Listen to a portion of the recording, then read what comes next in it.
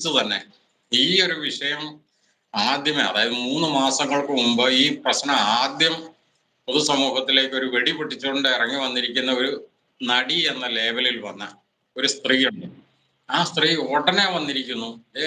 എന്റെ വീടിന്റെ വാതക്കല് ഇന്നലെ ആരോ വന്നു, ഗേറ്റിട്ട് തട്ടി, ഒരു ഹെൽമെറ്റ് വെച്ചിട്ടുണ്ടായിരുന്നു, ഒരാളൊരു സ്കൂട്ടറിലായിരുന്നു, അത് കുറെ കഴിഞ്ഞപ്പോ വേറൊരാളൊരു ബൈക്കിലാ വന്നത്, മുഖം മൂടി ഉണ്ടായിരുന്നു, മാസ്ക് വെച്ചിട്ടുണ്ടായിരുന്നു, ഹെൽമെറ്റ് വെച്ചിട്ടുണ്ടായിരുന്നു, അതുകൊണ്ട് ആളെ തിരിച്ചറിഞ്ഞിട്ടില്ല, അവിടെ തട്ടി, നിന്നെ ഞങ്ങൾ കൊല്ലൂടി, അല്ലെങ്കിൽ നിന്നെ വെച്ചേക്കുല്ലടി, നീ രാഹുൽ മാക്കൂട്ടത്തെ പറ്റി അത് ചെയ്ത് കഴിഞ്ഞാൽ നിന്നെ അത് ചെയ്യുന്നു പറഞ്ഞുകൊണ്ട് ഒരു അനൗൺസ്മെന്റ്.